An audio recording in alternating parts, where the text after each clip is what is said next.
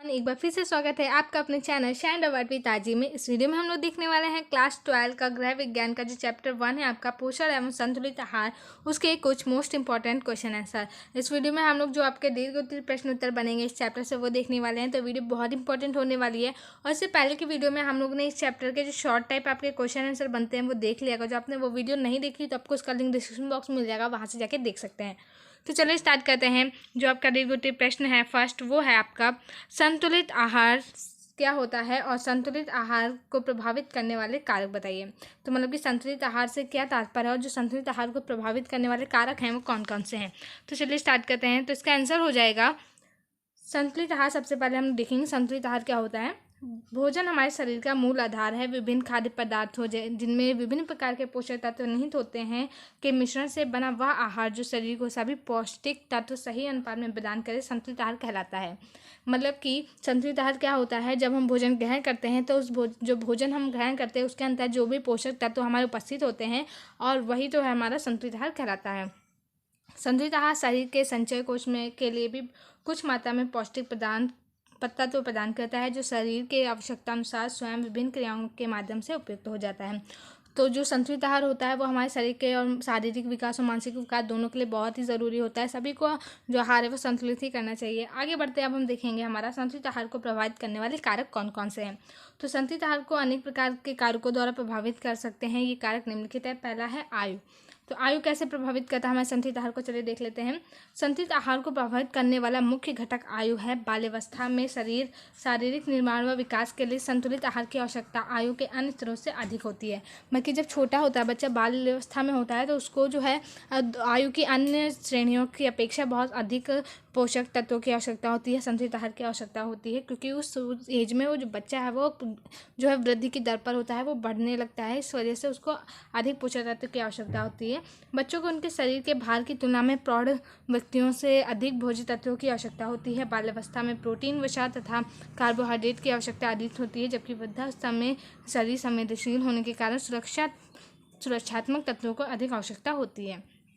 उसके बाद आ जाता है हमारा लिंग क्या होता है। स्त्री एवं पुरुषों के संतुलित आहार के अंतर होता है। जो स्त्री और पुरुष होते हैं उनके संतुलित आहार में कुछ अंतर होता है। पुरुषों के आकार, भार तथा क्रियाशीलता अधिक होने के कारण महिलाओं की अपेक्षा ऊर्जा की अधिक आवश्यकता होती है।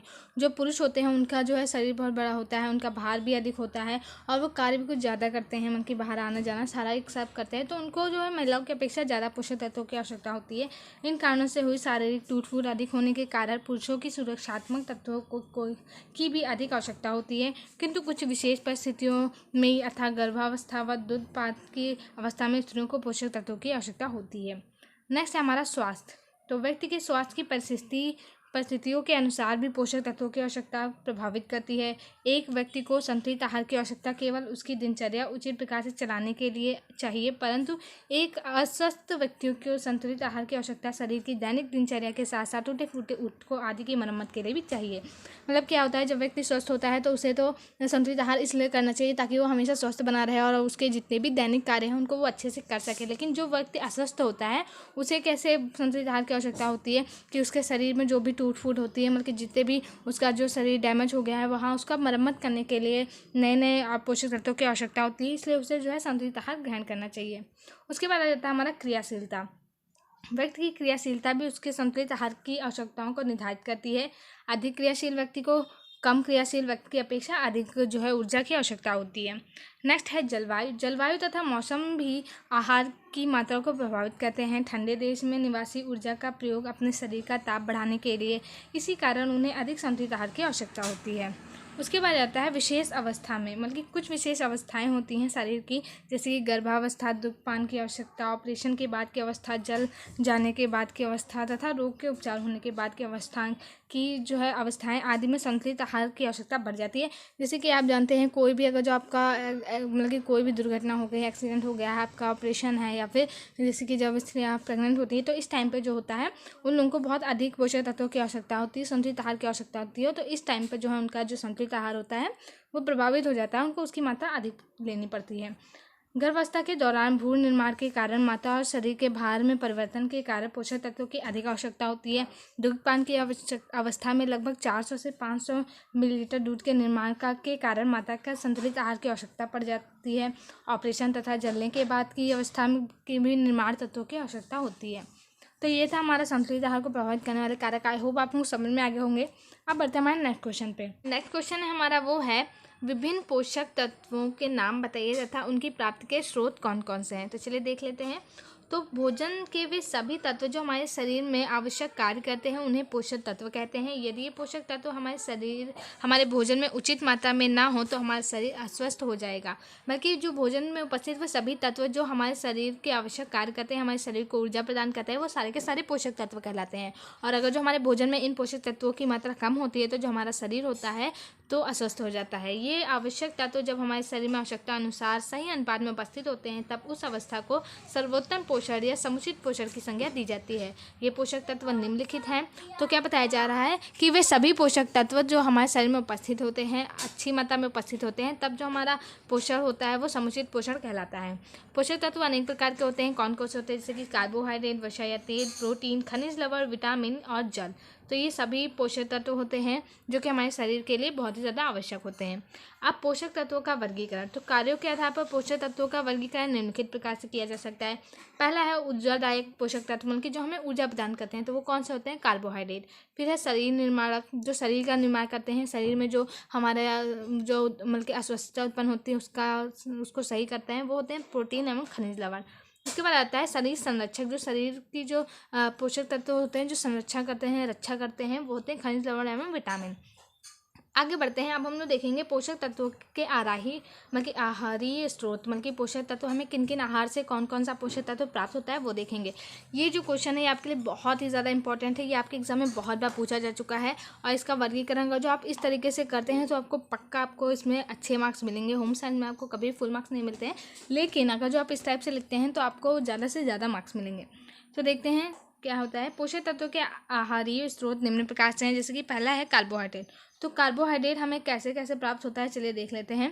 पहला हमें चावल, गेहूँ, ज्वार, बाजरा, मक्का, साबूदाना, जौ, मैदा, मुरमुरे, चूड़ा, दलिया, तो ये सारी जो चीज़ें होती हैं इससे हमें कार्बोहाइड्रेट प्राप्त होता है।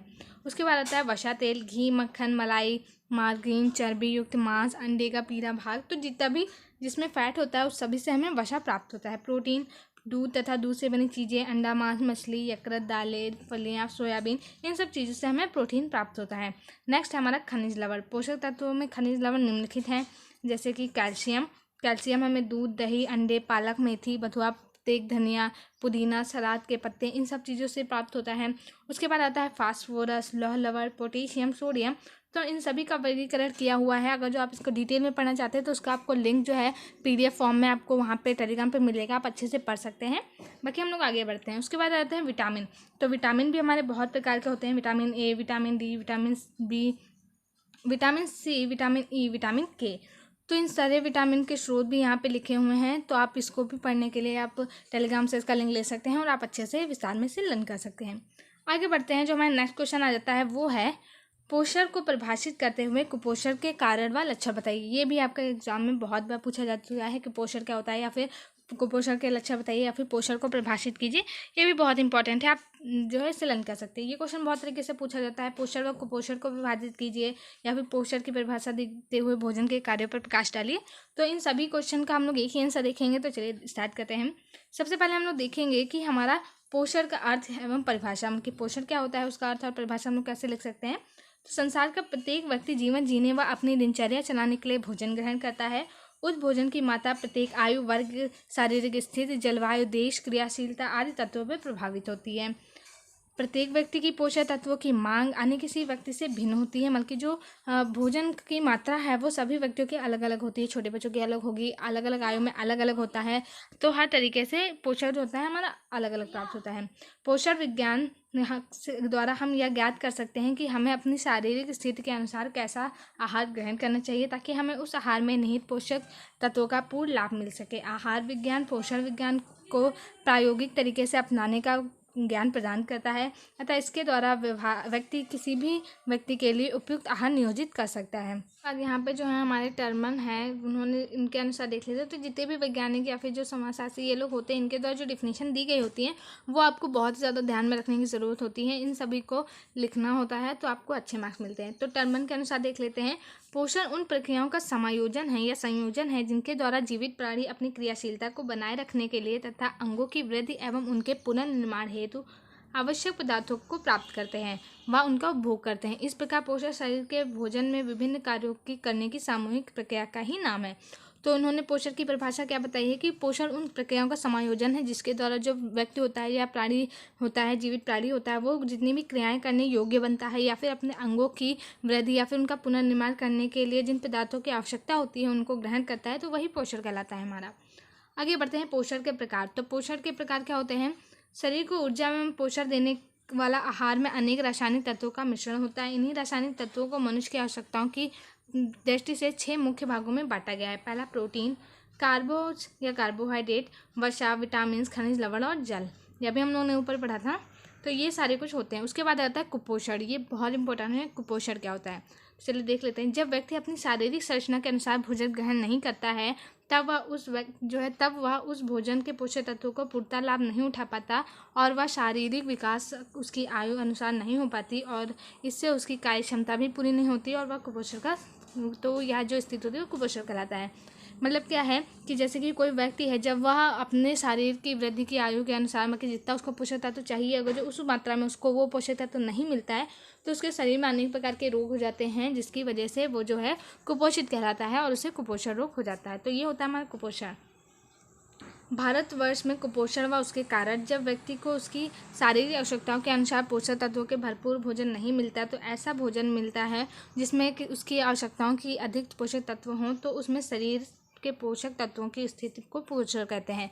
मतलब क्या बताया जा रहा है, कुपोषण दो स्थिति में हो सकता है। यदि भोजन में उसकी आवश्यकता अनुसार पोषक तत्व ना हो तभी भी कुपोषण हो जाता है, और यदि अगर जो व्यक्ति का जितना आवश्यकता है उससे अधिक अगर जो उसे पोषक तत्व मिल जाए या फिर उससे अधिक वो आहार ग्रहण कर ले, तो इस स्थिति में भी हमारा कुपोषण हो जाता है। दूसरे देशों की अपेक्षा जो है पोषण विज्ञान का हमारे देश की जनसंख्या को ज्ञान ना होने के कारण हमारे देश में कुपोषण अधिक है। इसी कारण यहाँ मृत्यु दर भी अधिक है। पोषक तत्वों के अभाव के कारण व्यक्ति अविकसित और रोगग्रस्त हो जाते हैं। स्वास्थ्य की इस दशा के प्रमुख कारण निम्नलिखित हैं। पहला है खाद्य पदार्थों का अभाव। देखिए बहुत लोग गरीब होते हैं तो उनको उचित मात्रा में पोषक तत्व या फिर अच्छी हरी सब्जियां नहीं खा पाते, इसकी वजह से उनको कुपोषण हो जाता है। निर्धनता, अगर जो वो निर्धन है तो वो लोग नहीं अच्छी चीज़ें मतलब कि अच्छे प्रोडक्ट्स मतलब कि अच्छी चीज़ें नहीं खा पाते हैं जो उच्च पोषण वाली चीज़ें होती हैं। अशिक्षा व अज्ञानता, जैसे कि अब किसी को पता ही नहीं कि ये खाने से हमें इसके ये विटामिन मिलेगा, इससे ये प्रोटीन मिलता है, तो वो कैसे खाएगा। मिलावट वाली चीज़ें भी हमारे वहाँ बहुत आने लगी हैं, जिससे भी हमारा जो पोषक तत्व है वो बहुत ज़्यादा वीक होने लगा है। जनसंख्या की अधिकता। नेक्स्ट है कुपोषण के लक्षण। कुपोषण के लक्षण क्या होते हैं? जो शरीर होता है वो छोटा हो जाता है, पर्याप्त रूप से अविकसित होता है, मतलब कि वो सही से विकासशील नहीं हो पाता। इससे अन्य बच्चों का होता है उससे अलग होता है। नेक्स्ट है भार। अपर्याप्त भार, आवश्यकता से अधिक या कम भार। तो मतलब कि दोनों तरीके का हो सकता है। या तो आपका भार बहुत ही मतलब कि आपका जो वेट है बहुत ही कम हो जाएगा, एकदम छोटा नील पड़ जाएगा, या तो आप बहुत ही ज़्यादा मोटे हो जाओगे। मांसपेशियाँ छोटी या विकसित, कम कार्यशील त्वचा तथा रंग रूप, झुर्रियाँ युक्त, पीलापन लिए हुए भूरी रंग की त्वचा, नेत्र जो है अंदर वो घुस जाती हैं और बिल्कुल निर्जीव जैसे लगने लगती है, निंदा आने में कठिनाई, ये सब होता है। उसके बाद हमारे भोजन के कार्य। भोजन के कार्य क्या होते हैं? मनुष्य जब भोजन ग्रहण करता है तब उस भोजन में निहित पोषक तत्वों को ग्रहण करता है। जब इन पौष्टिक तत्वों का संपादन शरीर में होता है तो शरीर में इनका निम्न प्रकार से प्रभाव पड़ता है। जैसे कि क्या होता है, जो हमारा शरीर होता है वो सुविकसित निर्माण होता है। भोजन की वजह से ही हमारा शारीरिक और मानसिक विकास होता है, और भोजन प्राप्त करते हैं तब हमारा जो शरीर का विकास होता है वो अच्छे तरीके से होता है। कार्य क्षमता बढ़ाने हेतु ऊर्जा प्रदान करना, शरीर के प्रत्येक अंग को उसकी आवश्यकता के अनुसार पोषक तत्व पहुंचाकर क्रियाशील बनाना, विभिन्न कार्यों को करते हुए या आयु अनुसार शरीर के में हुई टूट फूट की पूर्ति करना, शरीर में रोग प्रतिरोधक क्षमता बढ़ाना। तो ये सारे कुछ कार्य होते हैं। आई होप आप लोगों को समझ में आ गया होगा। ये जो वीडियो थी वो बहुत इंपॉर्टेंट है, उसमें जितने भी आपने क्वेश्चन कराए हैं वो प्रीवियस ईयर में पूछे जा चुके हैं, बल्कि ये पहले क्वेश्चंस जो हैं आपके एग्जाम में पूछे जा चुके हैं। तो ये सारे के सारे आपके लिए बहुत इंपॉर्टेंट है। तो वीडियो अच्छी लगी तो प्लीज़ से लाइक कर दीजिएगा, और इसका PDF आपको टेलीग्राम ग्रुप पे मिल जाएगा, वहाँ से आप ले सकते हैं। तो अगर जो आपको वीडियो अच्छी लगी तो प्लीज़ लाइक कर दीजिएगा और चैनल को भी सब्सक्राइब कर दीजिएगा। और चलिए मिलते हैं नेक्स्ट वीडियो में। Thank you.